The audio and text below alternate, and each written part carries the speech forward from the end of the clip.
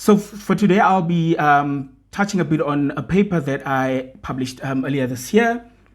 And in the paper, I engage a feminist-aligned, multimodal critical discourse analysis of the multi-dimensional discourses that stem from a corpus of Afrobeats music videos. Afrobeats being a globally popularizing musical genre from the global south region of West Africa, most especially.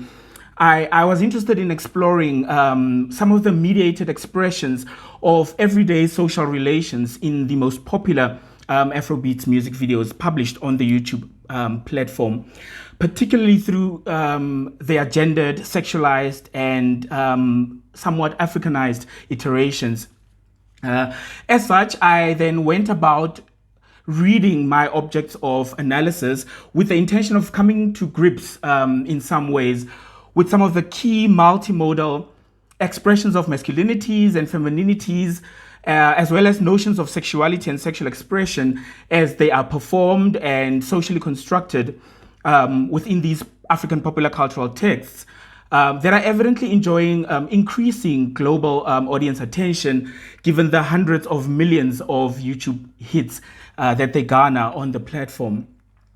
So during my 10 minutes today, I am hoping to focus particularly on my readings of these texts in relation to notions of wealth as gendered, wealth as Africanized, and also somewhat racialized. I do this to gauge potentialities of equitable gender power relations in the visual culture of this very youth-driven contemporary African musical genre. So today I want to highlight some gendered mediations of wealth and ideas of upward mobility in the analyzed videos, sustaining, of course, a keen awareness of the racialized and or Africanized contextual and material conditions from which these music video storylines in their lyrical and visual modes emerge. In reading gendered performances in the corpus of texts, I demonstrate in this paper how masculine and feminine expressions are creatively mediated by discourses of wealth. And here I highlight how an arguably Afro-normative, red-black, heterosexual traditionalist, also conservative alignment to male breadwinnerism prevails across these hyperreal contexts that are crafted in these music videos. Therewith, I argue, comes the continued perpetuation of imbalanced gender power relations that largely sustain inequitable social-cultural relations among the African men and women that are centralized in these music videos. For anyone who does just a random general surface-based search of Afrobeats music videos on the internet will see how obviously male-dominated this music scene is. Most of the leading artists and performers within the scene are predominantly Black African men, African-identifying men. As such, these music videos and their storylines and the lyrical content oftentimes engender quite an unapologetic masculine aura that significantly shapes the multimodal discourses of this music as they relate to gender relations. That noted, I read performances of breadwinner masculinities and their social-cultural intersections with feminine performativities and how they are variously emphasized within my data corpus. The protagonist men that are centralized in much of my analyzed corpus of music videos are depicted, and they also lyrically express themselves in very self-aggrandizing ways as unquestionably wealthy and ideal breadwinners who assert their dominance in various ways over women and also, interestingly, over other men by parading their wealth and through very crass consumerist depictions of themselves in these music videos. So in very pervasive fashions, the culturally diverse African men that are featured in these music videos that are analyzed, they perform manhood through various materialistic, provision-driven foundations of spending largely, chopping money largely, as a means to emphasize powerful manhood. I wanted to share a screen grab, but it's fine. I'll just continue to verbally express my example. In one of the music videos, it's a song called If by Davido that was released in 2017. In the song and in the music video, there's a wealth-driven consumerist, like I said, breadwinner underpinned performance of manhood that is sustained in the lyrical content, most especially as well, wherein Davido pledges to his love interest in this hyperreal context in this music video that he will take care of her financially by giving her money and adorning her body with expensive, luxurious clothing brands such as Versace and Gucci and so forth.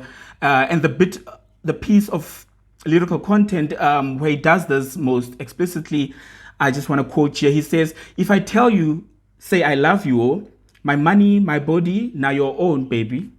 30 billion for the account, yo. Versace and Gucci for your body, baby." So here, Davido expresses that in declaring his love for this woman, she must know that his money, his body are hers. And in that way, he assures her of his wealth status by emphasizing that the bank account will have as much as 30 billion, from which this woman should expect to be spoiled with luxury fashion brands such as Versace and Gucci and so forth. Here, an implicit suggestion, I argue, is advanced, which positions the woman in this music video in the minds of the viewer and the listener as being incapable of securing her own financial means to access the luxurious commodities that she is evidently lured with by Davido in this music video. And this is a perceived incapability on the part of the woman, arguably brought on by reasons including, but obviously not limited to, a partly sexist, heteronorm conforming ideology pertaining to gender roles, which is that women in their limited imagined capacities as wives and homemakers are not expected to partake in the active accrual of wealth, as this role is reserved for the male figure who shall act as main provider or main breadwinner. So at play here, I partly argue in this paper, is the partial upkeep of wealth-mediated, heteronorm-conforming gender relations that aid men in their preservation of cultural power over women through economic superiority. Such gender relations that are mediated by men-owned money and material commodities perpetuate the patriarchal ideologies and structures often responsible for the subordination of women across various and diverse social-cultural domains, including the domains of heterosexual sexuality and sexual expression, intimate and romantic relationships, which I also get into in the paper. Thank you. Okay, thank you very much. So in this paper, I also offer a few more examples to illustrate how wealth accrual on the part of the Black African men dominating the Afrobeats music scene are mobilized as gestures of normative romance in some ways. There's another example of a music video called Bank Alert by P Square. The opening scene of this music video gives us a black and white framing of an oral conversation between one member of the P Square crew and his supposed girlfriend in the music video, where he promises her that he needs to go overseas for 1 year to go and better his life. And long story short, he manages to do so after about 5 years, and he definitely comes back for his love interest. And upon returning, he is now depicted as obviously affluent, and we see this through depictions of him in a private jet or him counting stacks and stacks of physical money, obviously for him to take to his in-laws as part of him proving, quote unquote, his love for their daughter. And again, here in this music video, what emerges here again is that affluence then and wealth is seemingly deployed as a tangible catalytic mode to at once express romanticism and also men's socio-cultural and socio-economic superiority over women and other men through these contemporary gender-relational discourses that implicate women within conservative, heteropatriarchal discourses about respectable African womanhood, which is oftentimes expressed or imagined as women just taking on almost a passive role of